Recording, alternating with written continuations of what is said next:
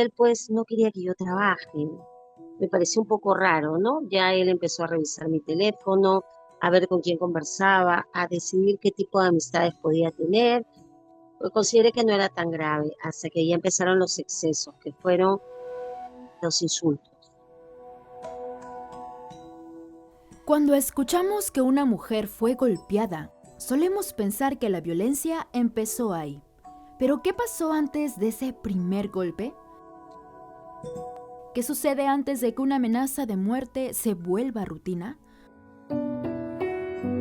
¿O incluso antes de que un agresor termine siendo un feminicida? En este episodio conoceremos la historia de Cecilia, una madre que saca adelante a su pequeño hijo, como tantas mujeres peruanas que emprenden desde casa. Ella vendía zapatillas por internet, disfrutaba de su negocio y de los paseos junto a su hijo. Hoy, esos momentos simples se han vuelto casi imposibles, pues denuncia el constante hostigamiento del presunto agresor, Daniel Balandra. Cecilia vive en constante alerta. Salir a entregar un pedido o llevar a su hijo al parque ya no es una decisión cotidiana, sino un riesgo. Antes, su meta era hacer crecer su emprendimiento.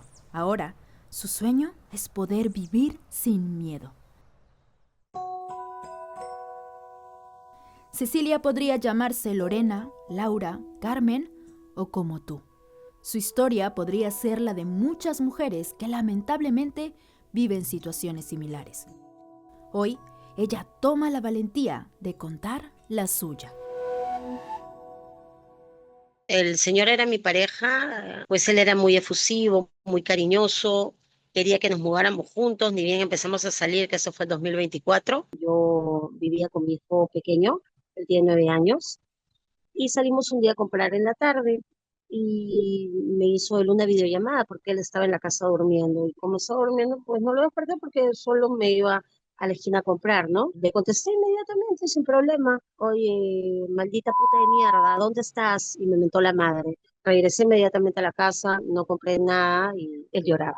Él lloraba, él me pedía disculpas, me decía que estaba estresado porque no trabajaba, que lo disculpara, que no iba a suceder.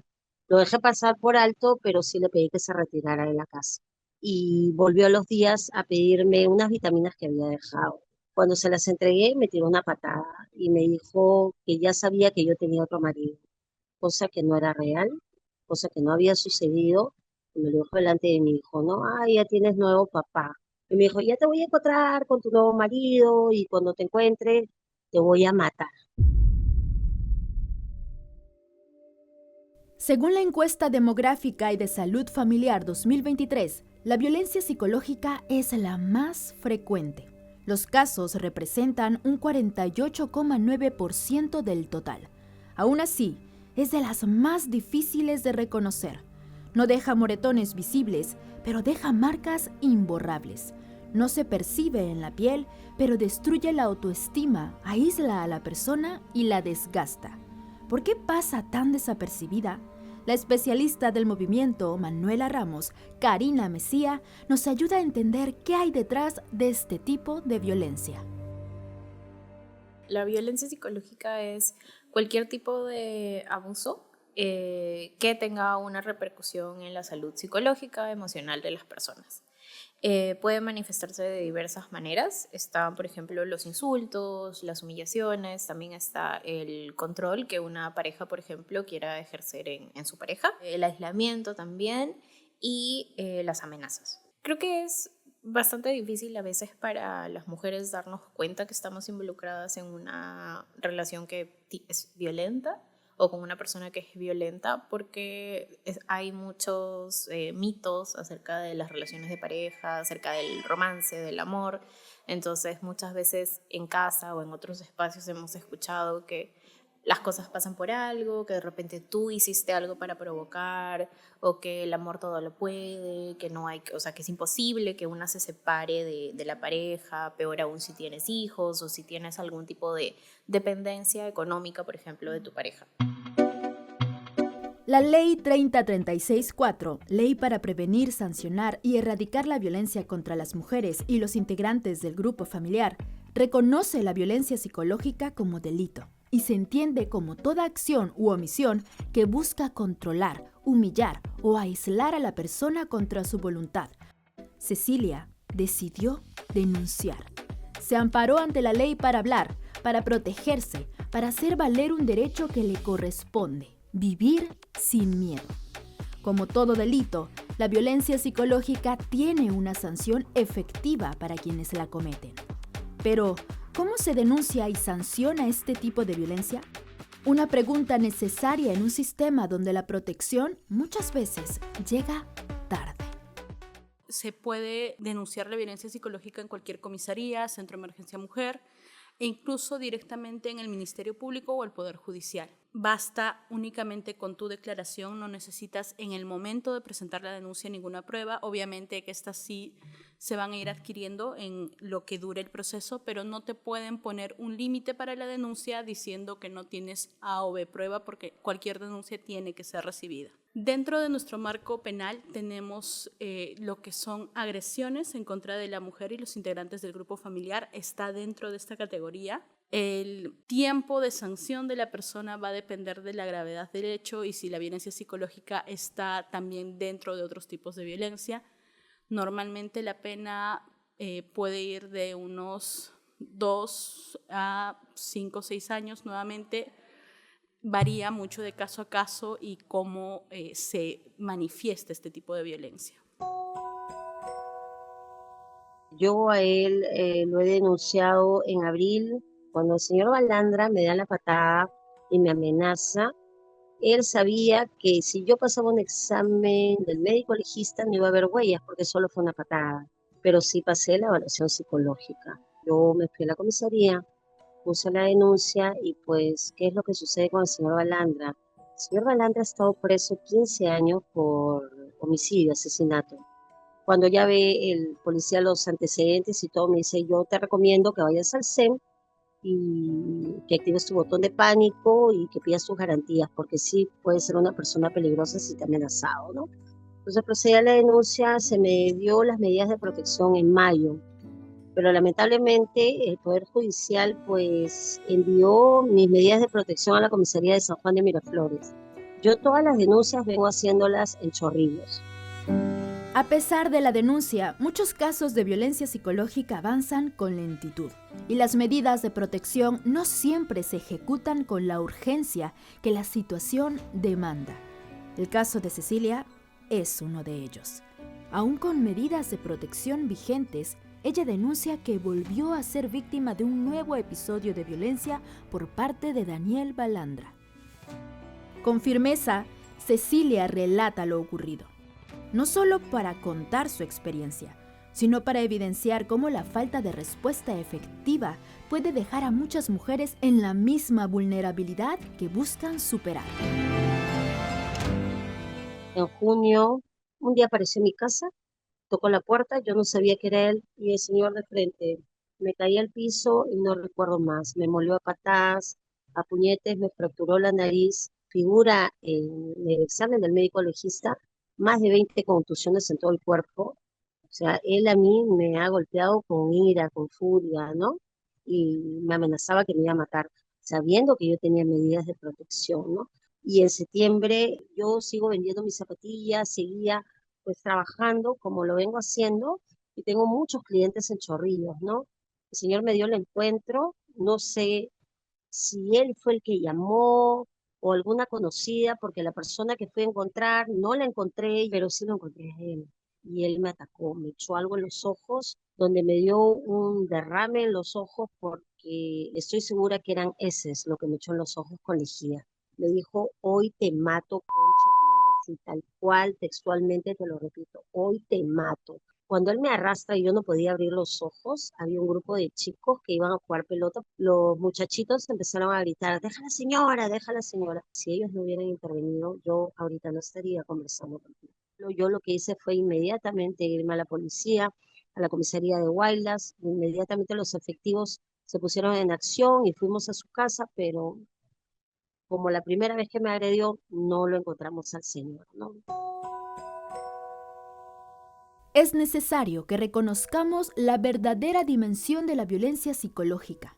Lo que muchas veces se minimiza como problemas de pareja o simples discusiones, forman parte del círculo de la violencia.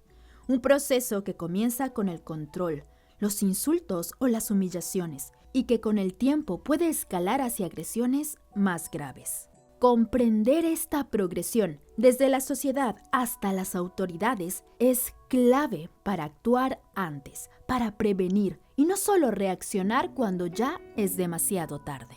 Bueno, el ciclo de la violencia es una manera en la que nos referimos a la dinámica que toma justamente la violencia en diferentes momentos, particularmente cuando hablamos de violencias dentro de una pareja. Y tiene tres momentos importantes o tres momentos claves, que es el momento de la construcción de la tensión, la explosión y la luna de miel. Entonces, en este momento de construcción de la tensión, la fase de tensión, es donde hay estas manifestaciones de cualquier tipo de violencia, ya sea violencia psicológica. Entonces hay estos insultos, estos momentos de tensión, y poco a poco se va construyendo esa tensión hasta que llegue el momento de la explosión, en la que puede darse sí una violencia psicológica un poco más fuerte o menos enmascarada, digamos, o puede ser también un acto de violencia física o violencia sexual, que es el momento de explosión, y luego viene el momento de luna de miel, en el que es un momento de calma, de tranquilidad. De repente la pareja viene y te pide disculpas, te hace regalos, qué sé yo, cosas como para reparar lo sucedido, te promete que no va a suceder nunca más y demás. Pero poco a poco empieza a volverse a construir la tensión, vuelven a aparecer estos insultos, estas amenazas, este control, y nuevamente se da la dinámica, ¿no? Es como cíclico, justamente por eso hablamos del ciclo de la violencia. La violencia psicológica sigue siendo una de las formas más subestimadas de agresión. No deja marcas visibles, pero puede desestabilizar por completo la vida de una mujer. Afecta su salud mental, su confianza, su trabajo, sus vínculos y su manera de habitar el mundo. No es una forma menor de violencia. Es una agresión sostenida que erosiona la identidad y puede dejar secuelas más duraderas que incluso un golpe. Yo he tenido que irme de Chorrillos, como te conté, tuve que sacar a mi hijo del colegio, irme a un lugar a esconderme, no tengo contacto con mi familia, ni con amistades, ni con nadie, mi niño ha tenido que volver a empezar de cero, me he perjudicado física, psicológica, económicamente. Fiscalía no avanza como debería ante tal agresión que yo he recibido, ¿no? Siendo una persona con antecedentes. Vivo terror, terror porque me levanto a las madrugadas a asegurar mis puertas, a asegurar mis ventanas, porque pienso que el Señor me va a encontrar y va a venirme a atacar. Y nosotros tenemos asistencia psicológica, pero hay heridas que no se van a borrar. Recuerda que este espacio busca que reflexionemos juntas y que también revises tu propia historia y tus relaciones. Quizás, al escucharnos, te cuestiones si en algún momento también viviste situaciones de violencia psicológica sin haberlo reconocido. Por eso queremos decirte, si tu pareja o expareja te violenta, puedes llamar a la línea 100, un servicio que debe actuar de manera interinstitucional junto con la policía. También puedes acudir a una comisaría y presentar una denuncia formal. Pero, ¿qué pasa cuando, a pesar de haber denunciado, no encuentras justicia que proteja tu vida? En el papel, el Estado garantiza atención y protección. En la práctica, muchas mujeres, como Cecilia, quedan expuestas por la falta de coordinación, la indiferencia o la negligencia de las autoridades. Cada caso ignorado no solo refleja un sistema que falla, sino uno que normaliza el riesgo de ser mujer en un país donde denunciar no siempre significa estar a salvo. Shelly Cabrera, abogada del movimiento Manuela Ramos, lo explica. En este caso podemos ver lo que es el delito de desobediencia a la autoridad. Es un delito que no va necesariamente contra la persona, sino contra la administración pública. Es decir, un juez ha ordenado una serie de medidas, que son las medidas de protección, una serie de comportamientos exigidos de la persona, que sea ya sea no beber alcohol, no acercarse a la víctima por medios físicos o digitales. Entonces, en cuanto se da este incumplimiento, se va en contra del mandato judicial. Por eso va el delito de desobediencia. Es un delito que a lo largo del tiempo también se ha ido agravando. Entonces, lo que hay que considerar acá es que se conozca. Si es que una persona incumple la medida de protección, así no sea agrediéndote físicamente, sino buscándote cuando la medida dice que ya no te puede buscar, la denuncia se tiene que hacer de inmediato y también el actuar de las autoridades tiene que ser de inmediato. Las medidas están siendo incumplidas y se ha cometido un nuevo delito. Pese a que Cecilia avisó que su agresor amenazó con matarla, la fiscal a cargo del caso de Cecilia no ha solicitado una prisión preventiva para el presunto agresor. Este silencio revela algo más que una omisión, una falta de urgencia para proteger a las mujeres cuyas vidas están en riesgo. Cada hora sin una medida de protección es una hora en la que el agresor puede volver a atacar. En general, con cualquier tipo de violencia, sobre todo la violencia machista, tenemos que considerar que esta escala. Es decir, el tipo de violencia normalmente no va a iniciar con golpes o con un tipo de violencia física, llamémosle entre comillas mayor, porque toda violencia está mal. Normalmente va a iniciar en una escala menor, que suele ser la violencia psicológica. Entonces se tiene que tomar en consideración cualquier tipo de denuncia tomando en cuenta de que la persona está en riesgo. Varios de los casos de feminicidios que también vemos es porque en su momento se pidió medidas de protección o se hizo una denuncia por un delito, de nuevo, entre comillas, menor, al que no se le ha prestado la debida atención. Entonces, dentro de nuestro Código Penal también tenemos lo que son agresiones en contra de la mujer y los integrantes del grupo familiar, pero también lesiones. En este caso hay que considerar que nuestra norma pone una serie de requisitos específicos con el caso de prisión preventiva que tienen que ser cumplidos. Normalmente va una prognosis de pena que, o sea, la pena que se va a dar, que se va a determinar, tiene que ser mayor de 4 años. Obviamente esto con una tentativa o un miedo a feminicidio va a ser una pena mucho mayor. Otro de los requisitos es el riesgo, y con riesgo hablamos de obstaculización del proceso, es decir, que vaya a intimidar a los testigos, que vaya a buscar adulterar alguna prueba, o riesgo de fuga. El último requisito es uno que también obviamente se cumple, que es que hayan suficientes indicios de que sí se haya podido cometer el delito. El seguir agrediendo a la víctima es considerado también un acto de intimidación. Entonces, a mi parecer, por ejemplo, ya se cumpliría el riesgo de obstaculización, porque estás intimidando a la víctima que te ha denunciado. Por ende, hay un riesgo de obstaculización dentro del proceso. La prisión preventiva debería pedirse. Cecilia ha denunciado, ha pedido ayuda y ha hecho todo lo que el sistema le exige para proteger su vida. Daniel Balandra sigue libre y las autoridades no actúan con la urgencia que el riesgo que ella enfrenta amerita. Su historia evidencia a un Estado que reacciona tarde, que espera que la violencia psicológica o una amenaza de muerte se convierta en un feminicidio para recién intervenir. La violencia escala y lo hace frente a nuestros ojos. La historia de Cecilia también es una historia de resistencia. A pesar del miedo y las demoras, decidió no callar. Eligió hablar, denunciar y ahora busca seguir con su vida junto a su hijo. Su valentía no borra lo vivido, pero marca un camino, el de muchas mujeres que, como ella, buscan vivir sin miedo.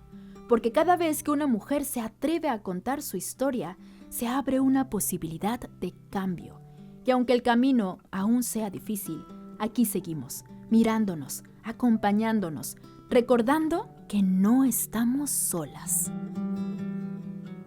Ahorita yo lo que espero es que se pronuncie la fiscalía para que yo pueda volver a vivir. Pero nada va a resarcir, excepto la ley me dé la justicia que yo siento que merezco. ¿No? Es lo que yo espero para poder volver a ser una persona como era antes, ¿no? Una persona que vivía tranquila, una persona que no tenía temor a nada, una persona que podía trabajar como el resto. Gracias por escucharnos y por darle espacio a estos relatos que merecen ser contados, escuchados y recordados. Te invitamos a escuchar las demás historias de la serie Nuestras Voces, Juntas sin Miedo. Este fue un reportaje sonoro producido en colaboración con el movimiento Manuela Ramos y la Fundación Heinrich Böll Stiftung. Nos escuchamos en el próximo episodio.